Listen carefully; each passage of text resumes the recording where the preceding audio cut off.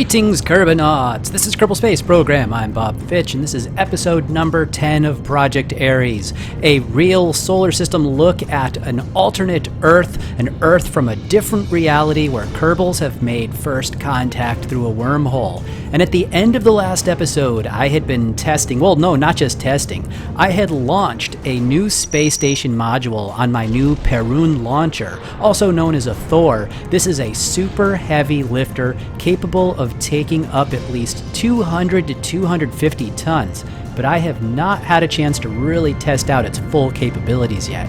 The module was a 43-meter long truss segment with batteries, solar panels, and radiators for cooling. We'll get back to looking at that today, but first, I never got a chance to show you all the failures during the Perun's testing. I thought you might like to see some of those, see what went wrong, how I figured things out, and how I fixed them. The first two failures are, as you've just seen, that I would drop my external tanks and boosters and then lose control. The rocket would flip backward and be generally uncontrollable. I suspected my remote tech, but I checked and that wasn't it. I still had a link. I suspected aerodynamic pressure, but it seemed unusual to be going 35 to 40 kilometers up in altitude before losing my control. I checked my tanks to see if anything was amiss. I checked the thrust to make sure I was going fast enough to have control. That was one of my suspicions when I noticed that I was losing control around the same time the boosters dropped, because I knew that dropping the boosters meant losing a lot of thrust. Then I noticed the little pop-out window I was using to monitor the main engines. A little button that I was expecting to see wasn't there, the one that says lock the gimbal. It was that button that was missing that could only be missing because the engines didn't even have gimbal. So sure enough, that was the problem. We'll roleplay that and say that we had a stuck valve or something, but really it was that the gimbal module wasn't installed on the engines, and that's all I had to do. I fixed that, and suddenly I had the control I needed to maintain my attitude after the drop tanks and boosters were dumped. My other failures you already saw last week, so let's resume the real docking of the truss. I have two types of docking nodes on the nadir side. Two docking nodes are for crew, and two are in vacuum for structures. There's 4 of them down there. The solar panels stick out over the ones that were for structures, where those would go, which is by design. I knew that the first module I'd bring up was a power truss, so I figured I could bring in one solar panel and dock the first truss under that, which is exactly what's happening now. You may remember there was an Ares crew vehicle here that was unable to dock last week. Well, it's still around. If you look closely, you'll see a blip of it in the distance here and there. The crew has stuck around for 3 days in space testing their craft and practicing station keeping with the Ares space station. They figured if anything goes wrong with this truss docking, then they'd be close by for an EVA if that was necessary. But the truss docked without any problems, and the solar panels are now being deployed one by one, also with no problems. So now, let's take a glimpse of all of this down in the VAB. Okay, so here we are. You can see that this takes up quite a bit of my VAB now. The thing was so big that I had to get some spacey launcher mod, what are these things called? Launch clamps. I had to get some new launch clamps in order to stick out far enough away from the thing so that nothing would collide as it was lifting off. If we're going to want to see what this looks like, I am going to have to use my hanger extender, because check it out. There's halfway up the thing. It completely fills the VAB. So we will just disable that, and now we can really get a good look at this. We scroll our way out, and there it is. That thing is massive, right? So we have ourselves up here inside the fairing, our 43-meter long payload with 4 solar panels and a cooling radiator. I will come back to that in just a moment. I'm gonna go back down to the bottom. To give you an idea of the size of it, this is about the size of a normal stock orange tank. You can see stuck to the side of it there. So yeah, it's a little bit bigger than maybe what you would normally be building in regular KSP. As I mentioned earlier, we have 5 new engines down on the bottom here, with the middle one set on an action group so that I can shut it off part way up. That way we have 20% less thrust. We have some massive boosters on the side of it. Look at those things. They weigh, look at that, 428 tons each. And that's just dry. We have 2868 wet. I have little cameras, you can barely see them right there. I have little cameras that are on the outside. You saw those during launch, I activated those. If we take these off, you can see that down here, this gigantic tank is our liquid oxygen tank. It was the smaller one, and so I put it at the bottom. That way the fuel pipes that ran from the upper tanks all the way down would be shorter. Up here, we have all of our liquid hydrogen. As you saw, we have most of it. Actually, is it most of it? I don't know. It seems like most of it is in the drop tanks, and then a large portion of it is also in the middle. We drop those partway up, and then we are done with this one, and that one retros right there. You can see that, and this one retros back, exposing our upper stage here. We have some ullage rockets on that, and then this interstage drops off. 4 second stage Thor engines. And another Hydrolox stage in here. We got some retros there. That one drops off.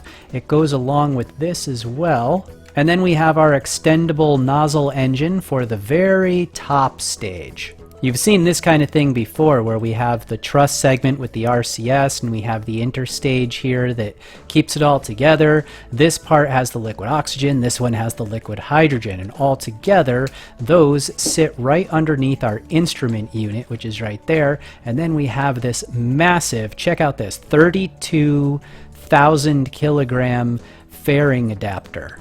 As for the truss segment, I'm trying to keep my part count low, and so this is only 9 parts. We have up here our 4 solar panels, and so I can take those off right there and right there. 5 parts. One of them is the docking node down here at the bottom. One of them is this truss segment, and one of them is this rotator, kind of cover up for the rotator. I was having trouble using this one. This is supposed to be an Infernal Robotics type of rotator, but it wasn't working quite right. So I ended up hiding a real Infernal Robotics rotator inside it, and then that other one just covered it up and made it look like that's the one that was really doing all the work. After that, we just have this one last piece. This whole thing is, see that one part? It has an integrated radiator, which I can extend. It's got an animation for that. It has integrated RCS, which I can turn on and off. And it has hydrazine tanks right down in here so that we can supply the hydrazine to the integrated RCS that we have along it. You can see those right here and then over there, and the same sort of thing down at the bottom. There are more lights like built in right here all around it. We have batteries and cooling systems. This big tank here is theoretically filled with ammonia that we use for the cooling, and then the pipe runs that ammonia back and forth through all the parts so that we can keep everything cooled off. And on the whole outside of it, we have greebling like these control boxes and railings and ladders so that if we ever need to get out there and do EVA, we have what we need. Back in orbit, the radiator is ready to deploy, and then we can rotate the whole thing to force the panels to face the sun and the radiators to face away. However, here's where we run into a problem. Infernal Robotics doesn't like to be on the other side of a docking port from the root part. And once I docked, the root went from being the truss to being the station module. So the rotation was working when I was testing it, and then once I docked it, it didn't work anymore. You can see here I'm trying to rotate it and nothing is happening. I didn't know this rule until I had docked and then found out that the truss wouldn't rotate. So this is a temporary attachment point. I'm not going to worry about it right now. I'm not going to be able to fix it yet. Later, I will bring up more truss segments, and then this one is going to get relocated. It's going to change to the other side, be put on the end of the new segment, and after that I can try fixing this. I'll just role play it as a bad bearing, and we're going to have a Kerbal go EVA and fix it once the time is right and they come up here with the part. For now, we'll just Deal with the panels not rotating. It's okay because they generate a ton of power. They're sized for a much larger station. But since the rest of the station isn't even here yet, the panels are way overkill for what I need, even if they can't face the sun more than they are right now. Since there's nothing the Kerbal crew can do about it, and they can't dock until their node is fixed, they've done a deorbit burn and they're heading home. This will give me a moment to fix a problem with our geosynchronous satellite. If you go to the wiki page for real Earth, you're going to see that the orbital period is not 1 day, it is 23 hours, 56 minutes, 4 seconds. I need to slow down my satellite a little bit, or else it's going to drift over time. I barely have any fuel left, but I have enough to change my orbit by only a few minutes. At first I try with just RCS, but it's slow and I'm impatient, so I activate the engines a couple times really quickly, then finish off with the RCS in fine control mode. I get it close to the right time and then redirect the dishes back to the surface and make sure my persistent rotation is also keeping it Earth synchronous, and then we're done here. We'll go back to the Ares crew vehicle and decouple the service module in preparation for our return. In fact, turn your room lights off and watch how peaceful this scene is.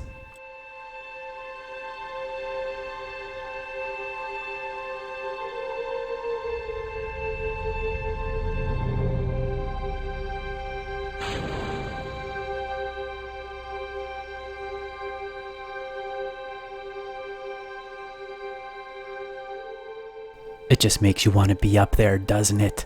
I gave the ship a spin so the service module would fly off in a different angle from the direction we want to travel. And then as we pass back through our retrograde vector, we use the RCS to stabilize, and then zoom forward in time until the Ares crew vehicle starts re-entry. People have still been taking guesses at the reason for the name of the series, Ares, and there have been some obvious guesses and some creative guesses, but only once did someone almost correctly guess, and that was back during the teasers when I was almost giving the secret away. Obvious guesses have been things like, oh, it's named Ares because you wanted to build this crew vehicle called Ares, and that's not it. Creative guesses have included things like, maybe it's an acronym that stands for Alternate Earth Exploration Series, and that's not it, but definitely a cool guess. I'll give you another hint. Even after you know for sure exactly why it's called Ares, that will be only half the story, because as far as this series goes, we've only shown half the story so far. It has been a sort of prequel so far. Although, even when I do start telling the real story, there will be another storyline or two going that will make this whole thing very unique. I know nothing I just said was helpful to you at all, right? Well, it will only make sense once you know the real reason it's called Ares, but I still don't want to spoil it by telling you that and letting you know where the story's going to go, so I'm not saying. Don't worry about it. Just sit back, relax, enjoy the story, regardless of where we're going to go with this. The capsule seems to have made it back great. After dropping the heat shield, that's just a lot of mass we don't need right now, we opened the drogue chute, slowed down quite a bit, and then cut that in order to open the main chutes. And then things go from great to comical. Apparently my flight computer was set up to show absolute sea level altitude by mistake and not ground altitude. So when I think I have 3 kilometers still to descend, I actually have only meters, which means I was not ready for my landing. In my mind, I was still 3 kilometers up when suddenly the capsule turned on its side and started acting weird. I thought there was a problem with the chutes, but then I realized, no, we're actually on the ground. Honestly, it was kind of fun and funny. I thought that we were going to crash, and then I thought, no, we're going really slow, and the chutes are still slowing us down. At least they haven't closed. So I took that time while we were waiting for it to roll its way to a stop to go and fix my flight computer. So now I'm showing the altitude off the ground for next time, and not the altitude relative to sea level, which, as you can still see, there was 3,700 meters off of sea level, and yet we're at 0 as far as the Kerbals are concerned. But if we take a look at them, they seem like they're dealing with this just fine. Once things finally come to a stop, I can climb out and give you a sense of how big the capsule is. Jebediah takes a look around, and then they radio into mission control that they need to get picked up.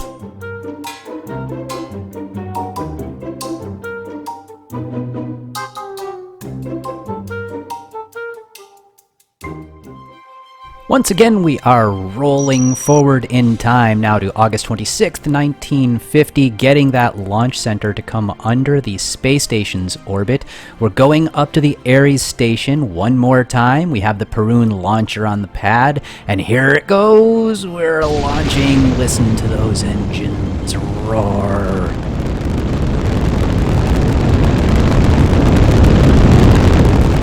And before you ask, I created those engine sounds myself. I used Audio Director to mix together some sounds from real shuttle launches. And then I used the smokescreen mod in order to get those sounds into the game on my engines. You can see that our payload is a little bit smaller than the last one we sent up. The last one we had an extended fairing on top. This one we have a very long, but not quite as wide. It's only 10 meters wide. Only, I say, 10 meters wide, that black fairing. That's how you can tell them apart. The last time I had a big red one, this one's black. Well, inside there, what we have going up to the Ares station this time is a new module that is going to be very special. You see, this one is both a living space, a habitation, as well as some cargo containers that are carrying a whole bunch of metal and struts and truss pieces and everything like that we're going to go out and use to do construction. The Kerbals are going to EVA out and put together a lot of the truss that is going to go around the outside of Ares Station. It's going to take a lot of effort, but we have advanced EVA capabilities. The humans weren't even sure if it was possible to live in space. They thought, how can you do anything with no gravity? What happens? Your heart might stop if there's no gravity. You won't be able to pump blood. And they had all these doomsday theories about what might happen. We assured them, don't worry about it. Everything will be fine. They said, no, we should send up animals first, dogs and monkeys and things. And we said, nope, don't worry about it. You're going to be fine. Trust us. We're going to do it first just to prove it to you if you really need that. But we've been doing this for a very long time. We can tell by your physiology that you're going to be fine as well. Let's just go with it. So we didn't send up any animals or anything like that. We just went straight up, and now we're going to be doing the EVAs to construct the rest of Ares Station. Computer, take us to the roof.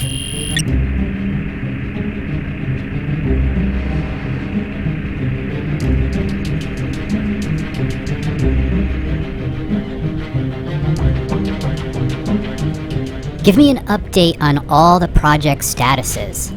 Yes, sir. Project Ares is proceeding on schedule. We'll send crew to the station next to begin truss construction.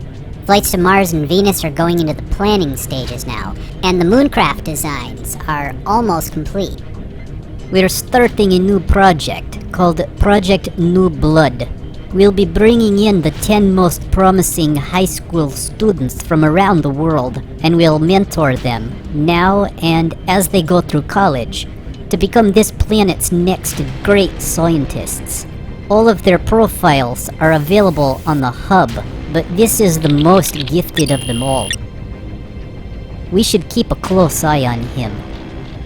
Project Osiris is also starting up, but for now it's entirely in the hands of the humans to retrofit all their ground-based telescopes with the new plans we gave them.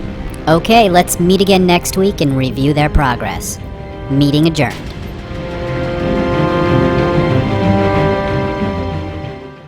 That's going to do it for this week. We'll complete the rendezvous of the new module now, and next week you can see that dock, and we'll hopefully see some crew start the EVA construction next week as well, and hopefully launch a new vehicle for some testing. So until next time, I will see you later, Kerbonauts.